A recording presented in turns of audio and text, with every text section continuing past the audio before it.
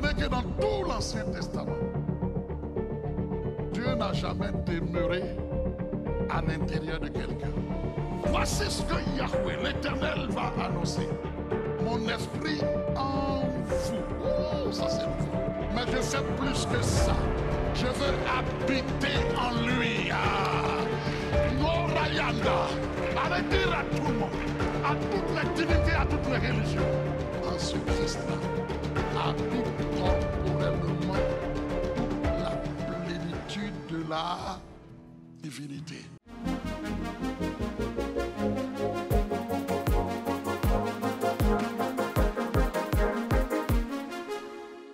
Jésus dit, celui qui demeure en moi et en qui je demeure. Je demeure. Prenons déjà Ézéchiel 36, versets 26 à 27. Comprenez que dans tout l'Ancien Testament, Dieu n'a jamais demeuré à l'intérieur de quelqu'un. Non. L'Esprit de Dieu peut venir saisir une personne, l'utiliser pour accomplir des exploits, mais Dieu demeurait à l'intérieur de l'homme, ce n'était pas connu. Mais voici, après tant d'échecs des hommes de l'ancienne alliance, voici ce que Yahweh, l'Éternel, va annoncer au prophète Ézéchiel. Ézéchiel 36, versets 26 à 27. C'est un verset, une péricope, c'est une portion de l'écriture qui est tellement importante pour vous qui voulez devenir des disciples, qui voulez étudier la parole de Dieu. Il y a des versets que vous devez connaître, c'est important. Parce que le Seigneur annonce une chose nouvelle qu'il n'a jamais fait jusque-là, dans l'ancienne alliance. Je n'ai pas entendu amen. Il dit, je vous, le temps vient, je vous donnerai un cœur nouveau. Et je mettrai en vous, pas parmi vous, je mettrai en vous. Puis je mettrai en vous un esprit nouveau. Je mettrai en vous un esprit nouveau. J'ôterai de votre corps le cœur de pierre, le cœur qui est insensible, le cœur qui se rebelle, le cœur qui ne veut pas être attentif à la voix de Dieu. Je vais ôter ce cœur de pierre et je vous donnerai un cœur de sensible à la voix de Dieu. Je mettrai mon esprit en vous. Oh, ça c'est nouveau. Comprenons. Nous n'avons aucune idée. Je vais peut-être devancer le message un peu, mais nous n'avons aucune idée. Il n'y a pas une religion au monde où la divinité, il n'y a aucune religion au monde où la divinité dit que ce n'est pas juste que je suis à l'extérieur de toi et tu viens me chercher. Mais non, c'est la seule. Ce Dieu que nous servons, ce Dieu que nous honorons. Il dit, moi, je ne me contente plus d'être à l'extérieur de toi. Non, je ne me contente plus d'être à l'extérieur de toi. De tout temps, non seulement je voulais habiter au milieu de mon peuple, mais je fais plus que ça. Je veux habiter en lui. Norayanda. Allez dire à tout le monde, à toutes les divinités, à toutes les religions. Ils vont aller peut-être adorer leur Dieu, sur une montagne, dans un lieu, quelque part, au bord de la rivière, en tout lieu. Mais il y a un seul Dieu. Il dit, parce que je demeure en toi. Il dit, l'heure vient, et elle est déjà venue, où les vrais adorateurs adoreront le Père en esprit et en vérité. Dans le secret de ta chambre, il est là. Hobayanda. Ne soyez pas impressionnés par quelqu'un qui dit, donne-moi tes sujets de prière, parce que je m'en vais à Jérusalem. Et puis je m'en vais sur la montagne, dans le lieu saint. Et puis là, je vais prier pour toi et Dieu va exaucer. C'est être religieux. C'est être religieux. Je peux le dire. Il a fait de moi son habitation, son adresse. Et quand, même si tu es dans le désert, sa présence est là. Les foules vont venir. Tu n'as pas besoin d'une montagne. Tu n'as pas besoin d'un autre lieu saint. Car il a dit, c'est toi-même. À Montréal, il y a une foule de personnes. Mais je sais reconnaître mes enfants en qui j'habite. Quand ils marchent, ils me transportent. Ils transportent ma gloire. Est-ce que je me fais comprendre? Voilà, c'était révolutionnaire. Je mettrai mon esprit en vous. Et je ferai en sorte que vous suiviez mes ordonnances et que vous observiez et pratiquiez mes lois.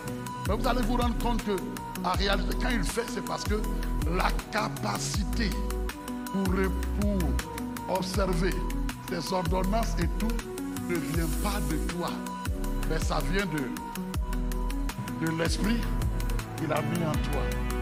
Donc tu n'as pas d'excuse. Dis à quelqu'un, tu n'as pas d'excuse. Le Saint-Esprit ne peut pas être en toi. Hey! Le Saint-Esprit ne peut pas être en toi. L'esprit de toute capacité. Et tu dis que tu n'es pas capable. Hey! Oh, Réa! Hey, non! Je refuse. Je refuse. L'Esprit de Dieu ne peut pas être en toi. Et tu dis que non, ce péché-là, je n'arrive pas. Oh, c'est que tu as besoin de révélation.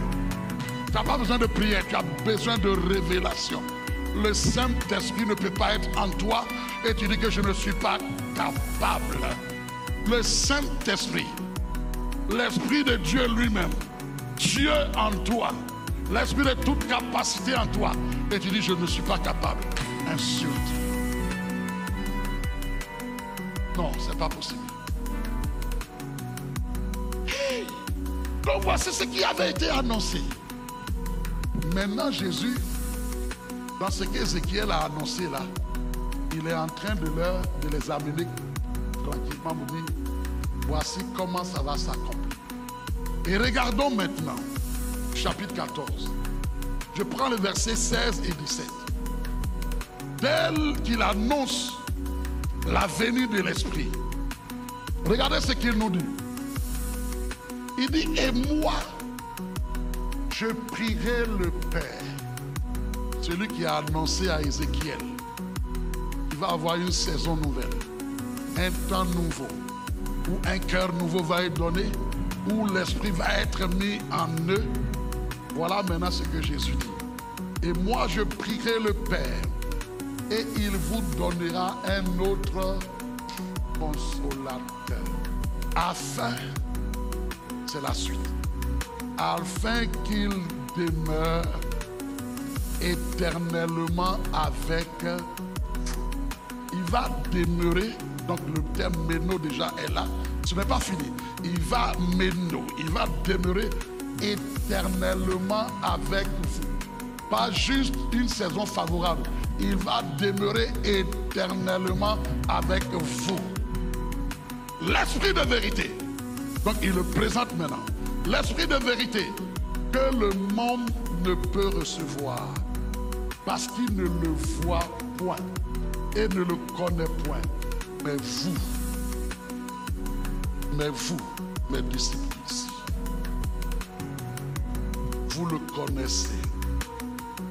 Car il demeure avec vous et surtout la suite. Et il sera en vous. Ça, c'était révolutionnaire. N'oubliez pas que ces juifs-là qui étaient les disciples de Jésus sont aussi des juifs de leur temps. Ils ont entendu Jésus et puis ils doivent se dire, mais c'est quand même révolutionnaire. comment ça va se faire? Parce que Jésus a annoncé ici, là, il va le répéter maintenant dans Acte 1:8. Mais vous recevrez une puissance. Là maintenant je m'en vais. Ce que j'ai annoncé là, ça va se manifester maintenant. Mais vous recevrez une puissance. Le Saint-Esprit survenant sur vous. Et vous serez mes témoins à Jérusalem, en Judée, dans la Samarie et jusqu'aux extrémités de la terre. Ah. Et le verset 23 du chapitre 14, Jésus lui répondit, si quelqu'un m'aime, il gardera ma parole. Souvent on dit, Seigneur, tu sais que je t'aime. Hein? Mais le monde spirituel de Dieu là, comment Jésus sait que tu l'aimes? C'est lorsque tu gardes sa parole. Est-ce qu'il me fait comprendre? Ce n'est pas l'émotion. Hein? Jésus dit, quelqu'un qui m'aime là, garde ma parole. Quand tu gardes ma parole, c'est que tu m'aimes. Si quelqu'un m'aime, il gardera ma parole. Et mon Père l'aimera. Regardez. Et mon Père l'aimera. Parce que le Père voit que tu gardes la parole de Jésus. Nous, le Père et moi, nous viendrons à lui. Et regardez la suite. Et nous ferons notre demeure.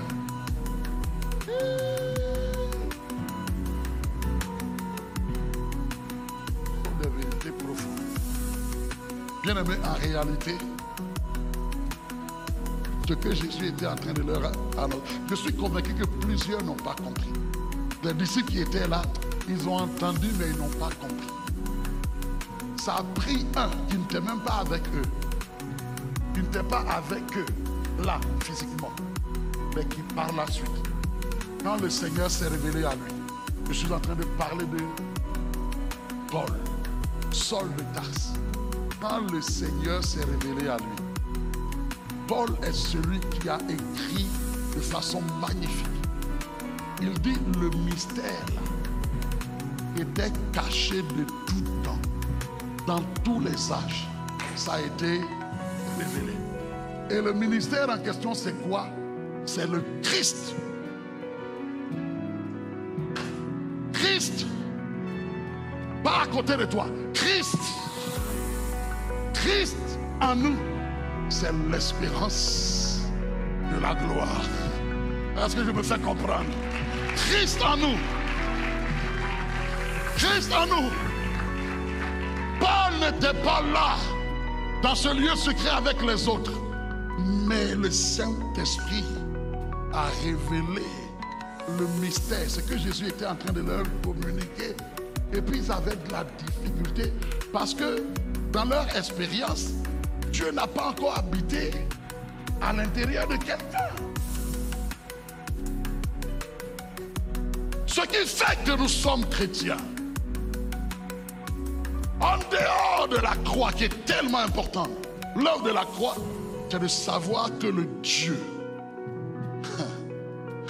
Paul parle de lui, il dit en ce Christ-là, habite corporellement toute la plénitude de la divinité. Et pourtant, ce Christ-là vient demeurer en... Hey Seigneur, hey Seigneur, ne savez-vous pas